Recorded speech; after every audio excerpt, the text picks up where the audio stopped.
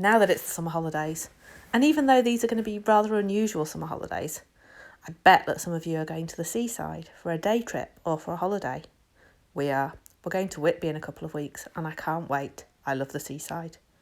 There are just so many fun things to do at the seaside, like building sandcastles on the beach, or paddling and splashing in the sea. Try not to get too wet. Or, of course, eating fish and chips outside. Just watch out for those seagulls stealing your chips. As well as all this busyness, one of my favourite things to do at the seaside is to find somewhere quiet, sitting on a beach or on the sand, and to watch and listen to the waves. I find this a really peaceful time. Shall we give it a try for a few seconds?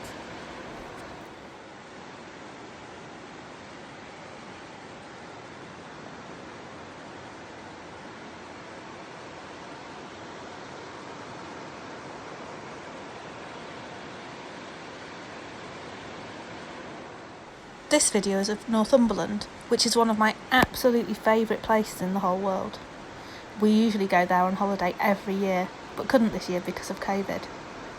There's a Facebook page called The Coastal Custodian, and I go there to get my fix of pictures and videos of the sea when I can't be there in real life. That's where this video is from, and the person who does it very kindly said I could use it for this morning's reflection. One of the things I love about the sea is how big and powerful it is. Whether it's gentle in summer, or whether there are tempestuous winter waves crashing in, you can never underestimate the sea. How big and powerful the sea is can really help put things in perspective if I'm worried about something. The calmness that I find watching the sea is also a great time to talk to God about those things that are bothering me, and to listen to God too. Sometimes in our busy lives with school and sports and clubs and playing with friends, it can be really hard to find time to listen to God. And that was true in Jesus' time too. This week's story is about two sisters called Martha and Mary, and the time Jesus came to visit them at their house. Luke's Gospel, chapter 10, verses 38 to 41. While Jesus and his followers were travelling, Jesus went into a town. A woman named Martha let Jesus stay at her house.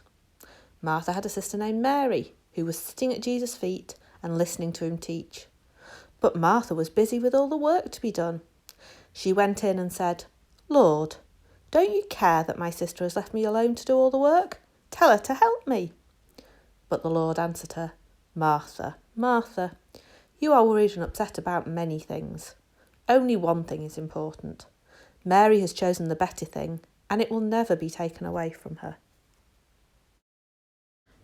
Elsie has helped me to make a video of the story of Martha and Mary.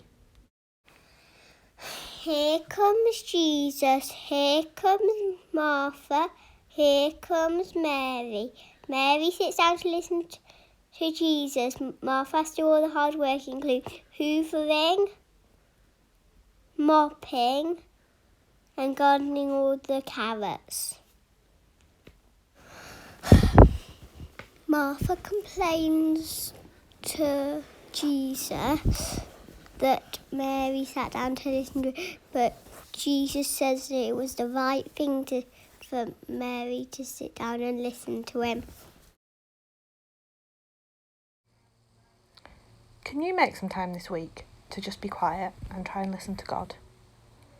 Do you have a tree house, or a den, or a special place in your house, or maybe in your garden, that you can go to when you want to be peaceful?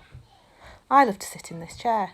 My mum made the cushions, and it's a great place to sit and think, just like Elmo and Big Bird are demonstrating at the moment. We're lucky to have lots of parks and countryside nearby. Is there somewhere you like to visit that makes you feel quiet and peaceful? This little cubbyhole in a tree is a great place to sit and think. Maybe if you don't already have a special place that makes you feel like this, you could make a special peace out den. If you make or find a place that makes you feel peaceful and able to listen to God this week, you could take a photo and send it in.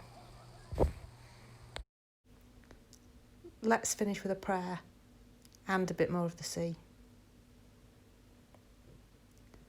God, help me to make the time in my everyday life to listen to you.